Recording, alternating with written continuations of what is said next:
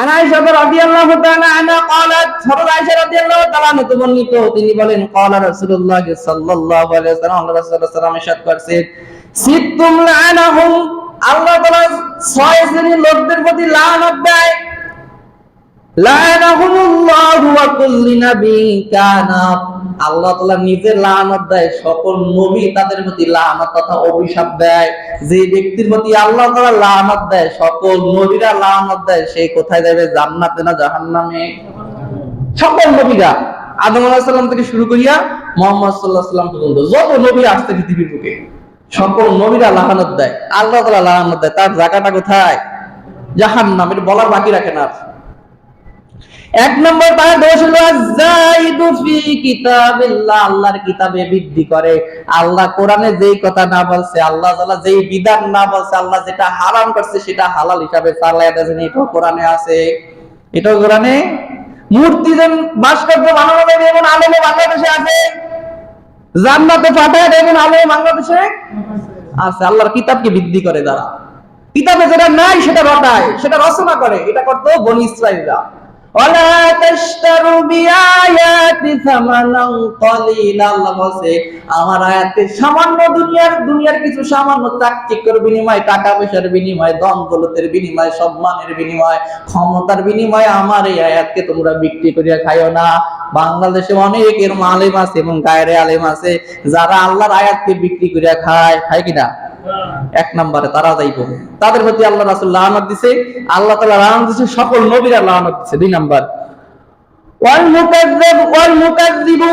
বিকদরিল্লাহ তাকদীরকে অস্বীকার করে যে ব্যক্তি অনেকে বলে কর্মই বাক্য কর্মই এই কথাটা শিরকি বাক্য আপনি যাই কর্ম করেন হ্যাঁ আপনি কর্ম করবেন কিন্তু ভাগ্যে যেটা আছে সেটাই হবে আপনার কর্ম আপনি করেন চেষ্টা আল্লাহ তাআলা বলতেছে আল্লাহ রাসূলকে জিজ্ঞেস করছে আল্লাহ রাসূল আমরা উটের দড়ি কি গাছের সাথে বেঁধে দেয়া খুঁটার সাথে বেঁধে কি আল্লাহর প্রতি ভরসা করব না বাইকে ভরসা করব তখন বলছে আল্লাহ রাসূল যে উটের রশি বাঁধো তারপর আল্লাহর কাছে ভরসা করো কিন্তু যেটা কথা আছে সেটাই হবে আমরা যে নামাজ প্রত্যেক নামাজের পর একটা দোয়া করি লা ইলাহা ইল্লাল্লাহ ওয়াহদাহু লা শারীকা লাহু লাহুল মুলকু ওয়া লাহুল হামদু ওয়া হুয়া আলা কুল্লি শাইইন কাদির আল্লাহুম্মা লা মানিয়া লিমা আতাইতা এই যে দোয়াটা করি আল্লাহ আপনি যাকে দেন তাকে কেউ ঠকাইতে কোন পরিশ্রম যদি আপনি না দেন তখন তার পরিশ্রম কোনো কাজে আসবে এজন্য আমরা অনেক পরিশ্রম করে সওয়াবিন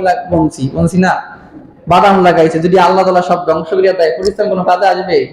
এখন আমরা লাগাইছি আল্লাহর মধ্যে ভরসা করি আল্লাহ ফসল দিব ইচ্ছা করলে আল্লাহ সবকিছু ধ্বংস করে দিতে পারে তাকদীরকে যে অস্বীকার করে তিন নাম্বার দেখেন বাংলাদেশের সাথে মিলান বর্তমানে কি হইতেছে আপনারা মিলিয়ে দেখেন তিন নাম্বার দিদশটা ওয়াল মুতাসাল্লিতু বিল জাবারু যে ব্যক্তি অন্যায়ভাবে ক্ষমতা দখল করেন যেই ব্যক্তি অন্যায়ভাবে ক্ষমতা দখল করবে তার প্রতি আল্লাহ তাআলা আল্লাহর রাসূল সকল নবীরা তাদের প্রতি লানত দিবে যারা অন্যায়ভাবে ক্ষমতা দখল করে তাদের আরো কিছু দোষ আল্লাহর রাসূল উল্লেখ করেছে দেখেন আপনাদের মিলে কিনা বর্তমানে সমাজে মিলে কিনা বর্তমান বিশ্বের সাথে মিলে কিনা বাংলাদেশের সাথে মিলে কিনা আপনি মিলিয়ে দেখেন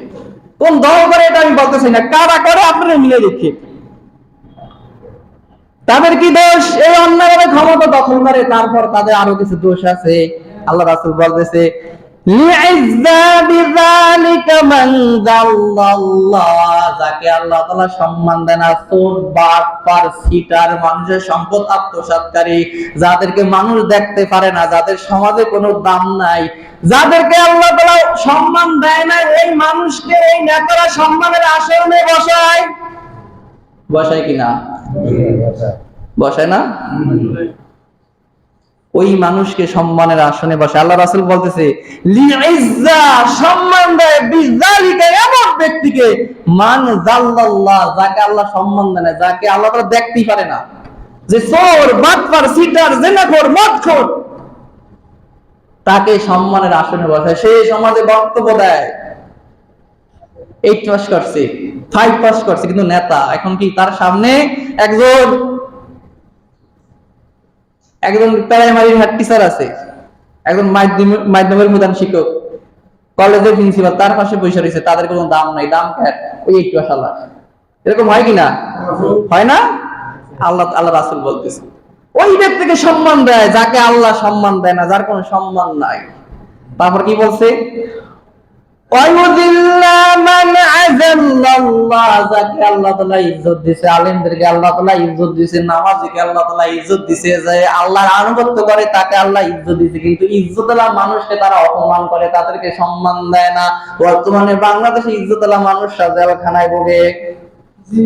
যত ইজ্জতওয়ালা মানুষ এখন জেলখানায় ভুগতেছে না, জেলখানায় মারা যায় তারা। ইজ্জতওয়ালা মানুষকে তারা ইজ্জত দেয় না। মিলায় দেখেন, আল্লাহ রাসূল তো ১৫০০ বছর আগে হাদিস বলছে, রাসূল এই কথা বলছে যে সম্মানওয়ালা মানুষকে তারা সম্মান দিবে না, এমন একটা সময় আসবে তাদের প্রতি আল্লাহ তাআলা অভিশাপ দিবে, আল্লাহ রাসূল অভিশাপ দিবে। ৪ নাম্বার, ৫ নাম্বার, ৩ নাম্বার বলছে, ৪ নাম্বার ওয়াল মুস্তাহাল্লু লিহুরুমিল্লাহ, আল্লাহ তাআলা যে বিষয়গুলো হালাল হারাম করতে তারা সেই বিষয়গুলো হালাল করিয়া দেয়। মদ আল্লাহ তাআলা হারাম করিয়া দিয়েছে, কোরআনে রাসূল হাদিসে বলছে, তারা আবার মদের লাইসেন্স দিয়া দেয়। মদ আল্লাহ তাআলা হারাম করছে। তারপর ওয়াল মুস্তাহিল্লু মিন ইকরাবি মা হারামাল্লাহ, আল্লাহ রাসূলের পরিবারকে আল্লাহ তাআলা হারাম করিয়া দিয়েছে। এই পরিবারকে যারা জায়েজ মনে করে তাদের প্রতি নির্যাতন অত্যাচার করে। তারপর ৬ নাম্বার ওয়া তারিকিলি সুন্নাতি, আল্লাহ রাসূলের সুন্নাতকে যারা বিমুখতা করে, আল্লাহ রাসূলের সুন্নাতকে যারা ছেড়ে দেয়, তাদের প্রতিও আল্লাহ তাআলা অভিশাপ দেয়। কয় শ্রেণীর প্রতি? ১ নাম্বার, আবার বলি ১ নাম্বার ওই ব্যক্তির প্রতি আল্লাহ তাআলা অভিশাপ দেয় যারা আল্লাহর কিতাবকে ভিত্তি করে,